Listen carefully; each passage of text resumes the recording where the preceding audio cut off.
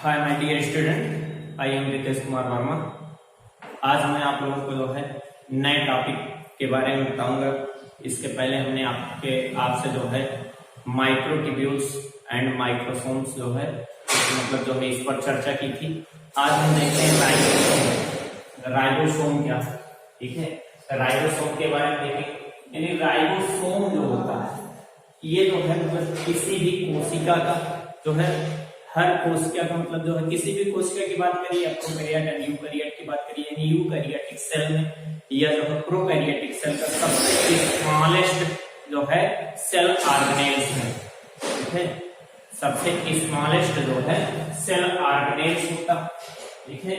यानी जो मतलब कोशिका का सबसे छोटा जो है कोशिकांग होता है कौन है, राइबोसोम, ठीक है। राइबोसोम का जो सबसे पहले जो डिस्कवर या ऑब्जर्व आप कह सकते हैं कि जो मतलब सबसे पहले ऑब्जर्व जो किया गया था, ठीक है।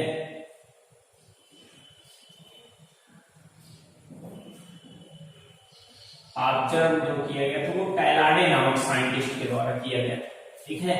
और कैलाडे नामक साइंटिस्ट के द्वारा किया गया था एक जो है मतलब आप कह सकते हैं as a part of microsome के रूप में किया गया, ठीक है।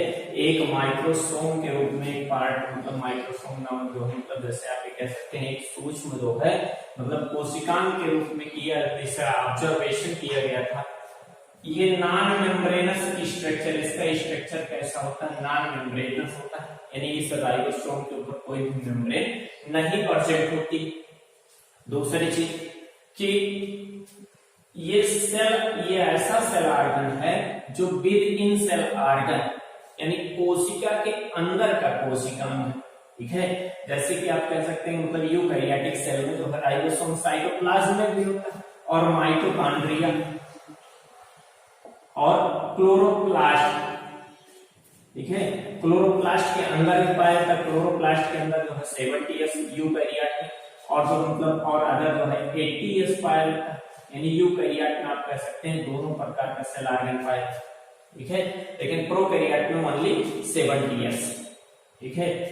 और इसके डिस्कवरी का जो क्रेडिट जाता है, ठीक है, जो इसके खोज का श्रेय जाता है, ठीक है, वो पैलाडे नामक साइंटिस्ट के बारे में। किसको जानना है, पैलाडे नामक साइंटिस्ट को, ठीक है। उन्हीं के नाम पर इसे पैलाडे ग्रेन्यूल्स भी कहा गया, ठीक है। यानी पैलाडे का कण या ग्रेन्यूल, पैलाडे ग्रेन्यूल कहा गया, यानी पैलाडे का कण कहा गया। ये प्रोटीन की फैक्ट्री होती है, ठीक है। प्रोटीन का जो फॉर्मेशन होता है इन राइबोसोम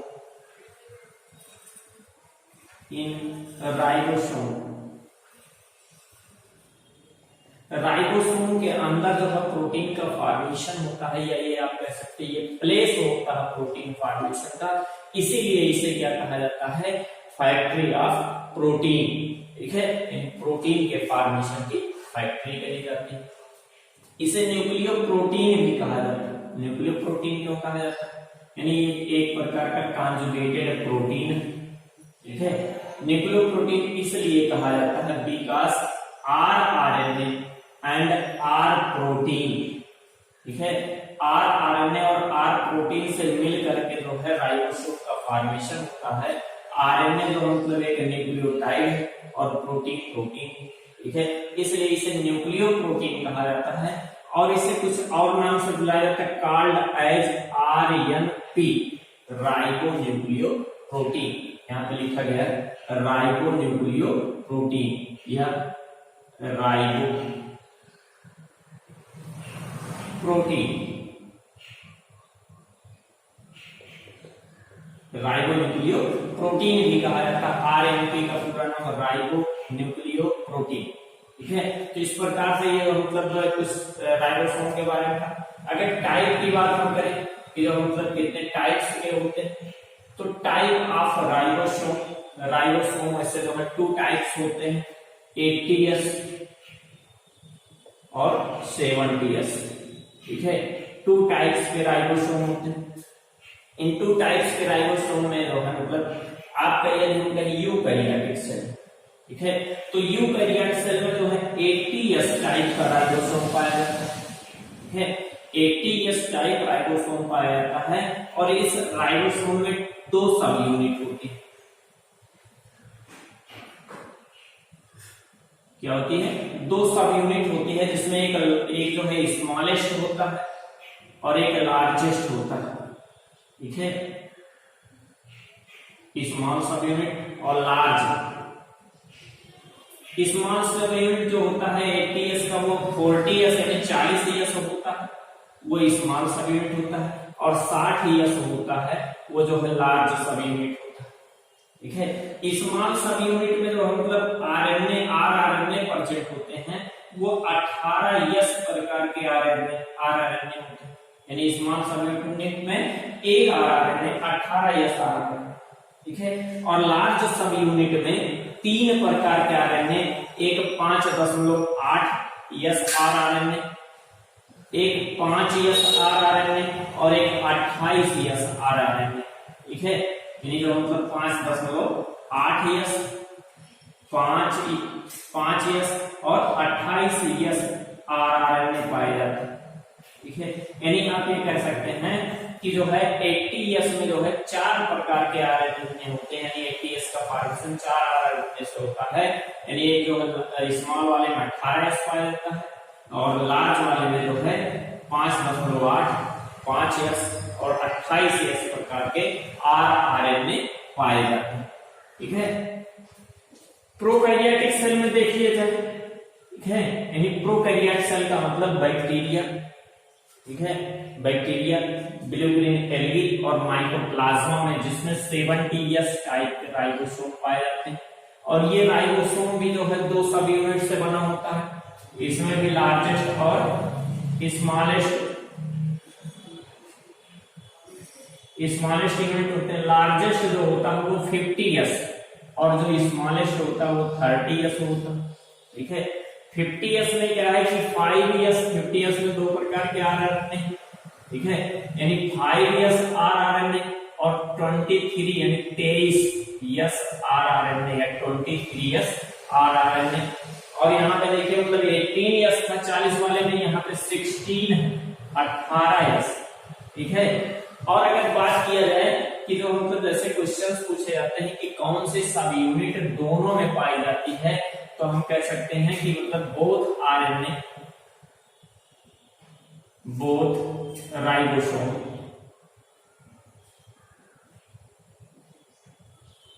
हैव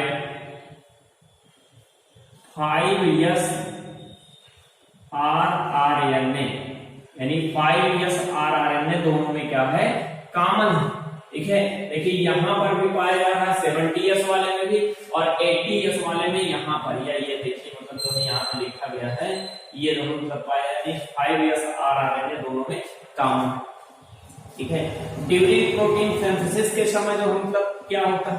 ठीक है, प्रोटीन सिंथेसिस के समय अगर हम देखें तो आरएनए और राइबो मतलब एमआरएनए और जो मतलब राइबोसोम में क्या कनेक्शन होता है, ये चीज बताया है। इन प्रोकैरियोट की बात करते हैं, प्रोकैरियोटिक सेल में 1 एमआरएनए से, ठीक है, मेनी राइबोसोम अटैच होते हैं। ठीक है, यानी आप ऐसे कह सकते हैं कि एक आरएनए से बहुत सारे राइबोसोम अटैच होते हैं। ठीक है, एक ही एमआरएनए और इससे राइबोसोम बहुत अटैच, कई राइबोसोम अटैच होते हैं। तो इस कंडीशन को कहा जाता है पॉलीराइबोसोमी, यानी पॉलीराइबोसोमी कंडीशन कहां पाया जाता है? प्रोकैरियोटिक कोशिका में। ठीक है, कहां पर पाया जाता है? प्रोकैरियोटिक सेल में क्या पाया जाता है? पॉलीराइबोसोमी स्ट्रक्चर।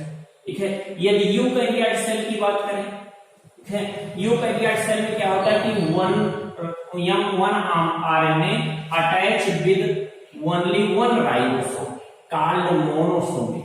ठीक है, यानी एक एमआरएनए होगा तो उससे एक राइबोसोम अटैच होंगे, इसे जो है मतलब क्या कहा जाएगा? मोनोसोमी। यानी मोनोसोमी कंडीशन जो है मोनोराइबोसोमी। ठीक है, यहाँ पे पॉलीराइबोसोमी, यहाँ पे जो मतलब मोनोराइबोसोमी। ठीक है, तो इस प्रकार से मोनोराइबोसोमी कंडीशन जो है यूकैरियोटिक सेल में पाया जाता है और पॉलीराइबोसोमी जो है प्रोकैरियोटिक सेल में पाया जाता है। ये प्रोटीन सिंथेसिस के समय जो है राइबोसोम इस प्रकार से अटैच होते हैं। अब कुछ जो मतलब टाइप तो ऐसे नहीं कहा जा सकता, लेकिन अगर हम कहें कि type of ribosome on the basis of place in जो है यूकैरियोट, यानी यूकैरियोटिक कोशिका में जो है मतलब किस स्थान पे राइबोसोम प्रेजेंट है उसके आधार पर हम जो है मतलब कह सकते हैं दो प्रकार होता है। ठीक है, एक होता फ्री राइबोसोम। फ्री राइबोसोम का मतलब किसी सेल के अंदर जो है साइटोप्लाज्म में उपस्थित राइबोसोम। ठीक है, और कुछ आपको होगा ribosome associated with endoplasmic reticulum. ठीक है, एंडोप्लाज्मिक रेटिकुलम से अटैच होने वाले, यानी इस प्रकार से हम कह सकते हैं कि दो राइबोसोम होते हैं, एक एंडोप्लाज्मिक रेटिकुलम से कंबाइंड होता है, बंधा हुआ, और एक साइटोप्लाज्म में उपस्थित होता है। ठीक है, तो जो फ्री राइबोसोम होता है वो क्या करता है, मतलब वो भी प्रोटीन सिंथेसिस ही करता है, लेकिन सेल के अंदर जिस प्रोटीन का यूज होता है, यानी जो मतलब आप कह सकते हैं इनसाइड ऑफ द सेल।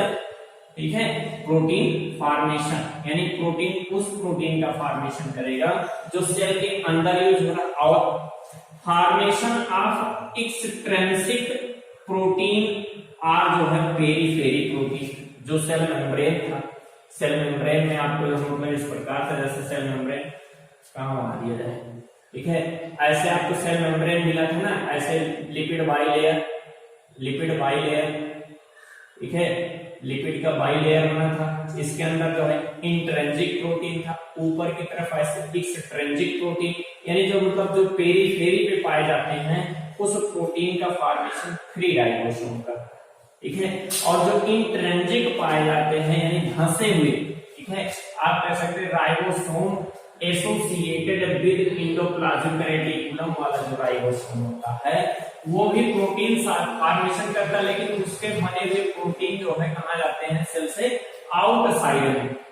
ठीक है, आउटसाइड में जाता है, और जो मतलब उस प्रकार के प्रोटीन का फॉर्मेशन करता है, यानी फॉर्मेशन ऑफ प्रोटीन, किस प्रोटीन का, इंटीग्रल प्रोटीन, जो इसके अंदर यहाँ बीच में ऐसे धंसे हुए पाए जा रहे हैं, इन जो है प्रोटीनों का फॉर्मेशन ये इंटीग्रल है, इंटीग्रल, और ये एक्सट्रिंसिक।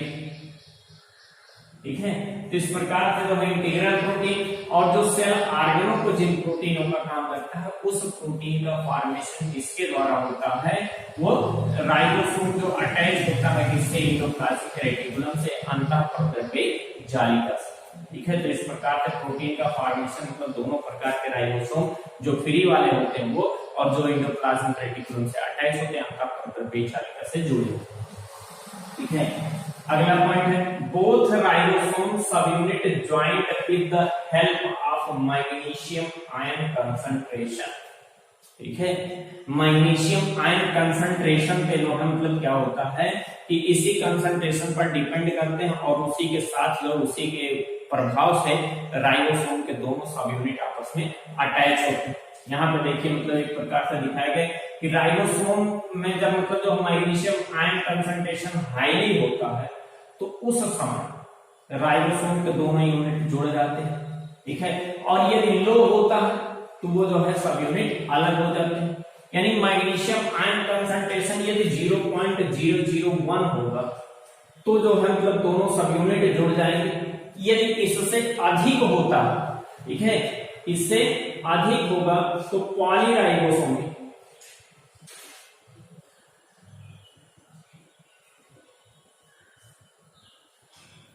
पॉलीराइबोसोमिक कंडीशन होगा, और यदि इससे कम होगा, ठीक है, कितना होगा तो मोनोराइबोसोमी होगा।